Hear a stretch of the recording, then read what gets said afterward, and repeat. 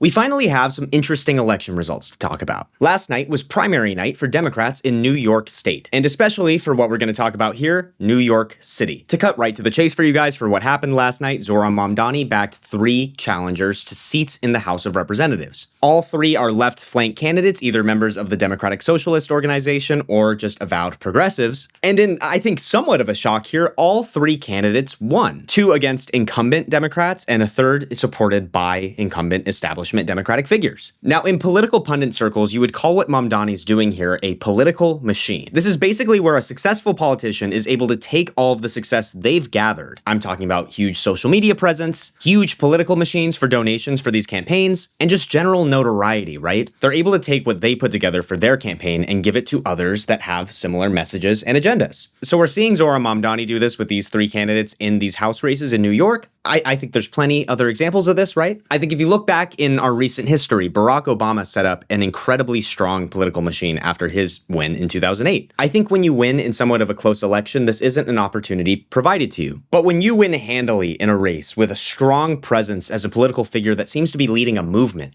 like Barack Obama, like Zohran Mamdani, like Donald Trump, who arguably has the biggest political machine of anybody on the scene, you not only get to have this political machine, but namely, you get to control it. You get to pick who you endorse and who you don't. And this is very interesting to pay attention to in these New York House races. New York City is a very densely populated place. There are a lot of House districts within the city perimeter, and even just beyond the city perimeter, right? Zohran Mamdani could have endorsed more than just these 3 candidates. He could have endorsed a challenger to Hakeem Jeffries, who's currently the leader of the Democrats in the House of Representatives. Since Zohran Mamdani didn't back a progressive challenger to Hakeem Jeffries, odds are he will be the Speaker of the House if Democrats win the House in the midterm elections this November, which seems overwhelmingly likely to happen. We also saw Zohran Mamdani stay out of Richie Torres's district. In case you don't know, Richie Torres is seen as an avowed pro-Israel candidate in the Democratic Party. He's kind of carved out a name for himself to be aggressively pro-Israel in a way that other representatives really haven't been. There was a progressive challenger in this race. His name is Michael Blake, but the results that have come in show that Richie Torres won this race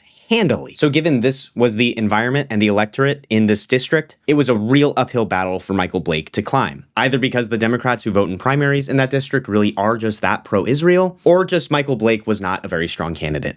Either way, if you're Zohran Mamdani, you don't want to back a candidate like this because it'll make your political machine seem weaker if they don't win. I bring all this up because a narrative starts to form after nights like this. Are progressives and socialists taking over the Democratic Party? I would slow your role on that. I think there's some commentators saying that a night like this makes Alexandria Ocasio-Cortez a much more likely presidential nominee. The fact of the matter is, we talk about this anytime we talk about like Zohran Mamdani or socialist movements in New York City. The voters here are not the same voters that vote in Democratic primaries in South Carolina, in Iowa, right? Or even in California. If you take away this moderate socialist race within the party, this sort of dividing line by ideology within the Democratic Party, I think the distinguishing factor you see with Democrats in big cities and big blue areas, as Jamel Bowie put it in a great video this morning, they're lazy. These are Democrats that never have to run against Republicans. Their big race that they have to pay attention to is the Democratic primary. And most of the time, that's not a very expensive race for you because organizations like the DNC, the DCCC, the DSCC will support you and fund your races against challengers. So these politicians get lazy. I'm talking about Dan Goldman in New York City, right? Brad Lander beat him handily, one of the Zohran Mamdani-backed candidates, and especially in the 13th district of New York. Here we saw a 5-term Democratic incumbent, Adriano Espaillat, hope I pronounced that right, was beat by, again, a Zohran Mamdani-backed DSA member, Daria Liza Chevalier? Lier? If this person makes their way through the ranks, I'm going to look back at this video and cringe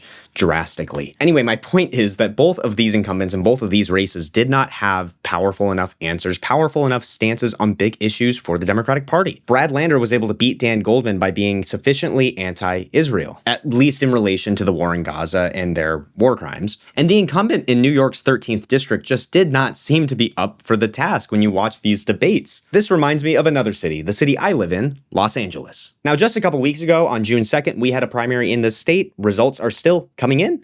We count very slowly. But in case you don't remember what happened here, there were 2 big races. We're looking at the primaries for the governor of California and mayor of Los Angeles. The incumbent Democrat in Los Angeles is Karen Bass. She's extremely unpopular. I would argue that she's pretty unresponsive to the complaints of her party's base. So wouldn't you expect a progressive challenger to come in and absolutely sweep her in the primary? You'd think, right? But no. Nithya Raman, who has associated herself with the Democratic Socialists, limped into this race. She barely beat out the Republican challenger, Spencer Pratt, in this open primary. And again, in the governor's race, you would expect the progressive Katie Porter or the other progressive Tom Steyer in this race to make it to the general election. Both candidates have opted out of the race now because Javier Becerra, widely considered the establishment pick here, with a bunch of Gavin Newsom's team on his staff, is now the only Democrat in the race because he was voted in overwhelmingly in the primary by Democratic voters. Now, I should note here that California has open primaries where Democrats and Republicans run against each other, and New York City does not. But regardless, Nithya Raman was not able to capture this attention in the second biggest city in this country, behind New York City. You would expect the voters here to be more similar than they actually are. So do I think progressives and socialists are taking over this party? In the long run, maybe. You could argue in a state like California that the progressives that were chosen to run were not the strongest candidates compared to the candidates that are doing well in New York City. But the fact of the matter is the movement we're seeing out of New York City is not happening at a national level, but it is happening in pieces. Right now, to me, it seems the key ingredient that the left flank of the Democratic Party is using is machine politics. It's key endorsements, right? It is key figures. Look at a state like Michigan, right?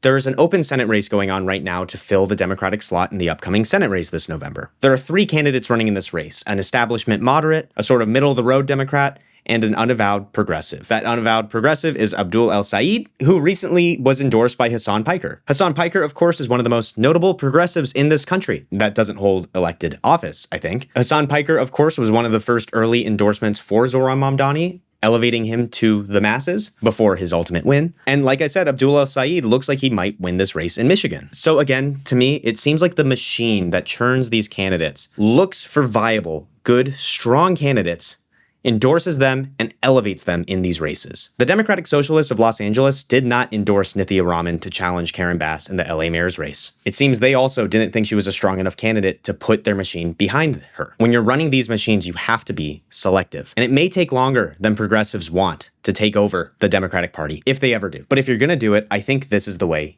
you do it. Have they done it yet? No. But if I'm an establishment Democrat or a moderate in the party, I look at this long term over the next 5-10 years, and I'm extremely worried about my place in the party and how much power I will have over it in the long run. Anyway, that's all I have for today. I assume today's probably a shorter video. I usually film videos a day in advance and post them the next day, but this is pretty breaking news, and I want to experiment with posting a video on the same day. You're seeing this within probably hours of me filming it, so hello to all of you commenters who are commenting on the same day that I am filming the video to you for the first time. Anyway, we'll have another video out on Friday. Let me know what kind of videos you guys want to see. I really want to take a poll of the audience here. I'm trying a few different topics, a few different, reaches. Some things are working, some things aren't, so I just want to see where you all are at. Anyway, can't wait to see you guys soon.